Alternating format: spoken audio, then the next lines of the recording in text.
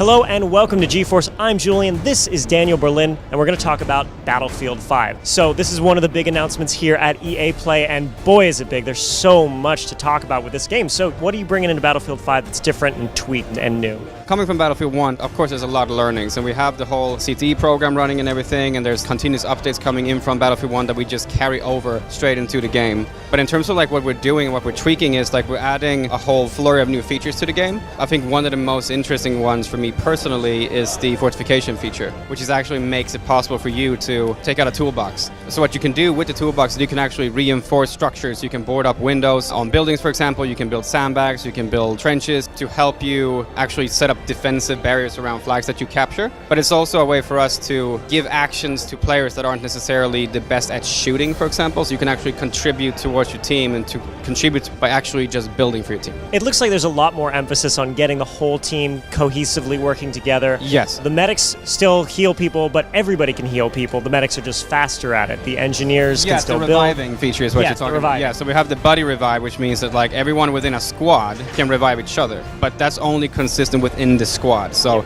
you can't actually reach outside of your squad and revive someone else, but that's where the medic is significantly more powerful, because the medic can revive everybody, and the medic executes the revive significantly faster. You've also got this game mode that I'm really curious about, which is the Grand Operations mode. Yes. So Grand Operations is the successor of the very popular Operations mode that we actually introduced in Battlefield 1. So what we're doing with Grand Operation is that we're changing up the format a little bit. You will always go through all the maps. So it has that same map-to-map meta layer that you had in Battlefield 1. But we want to make sure that once you join an operation, you actually get to partake in the entire operation. You get to play through the whole thing. So we're introducing a concept of in-game days.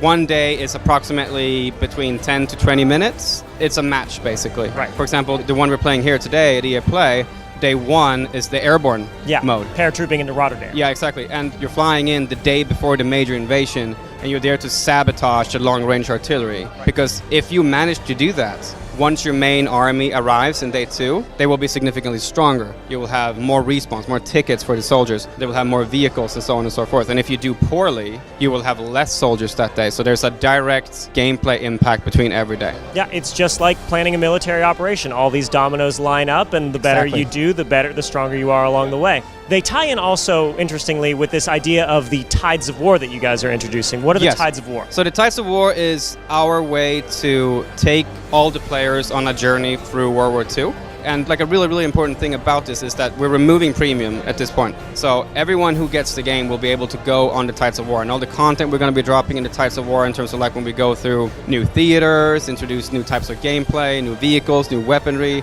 Everyone gets to experience the different theaters of war as we go on this journey.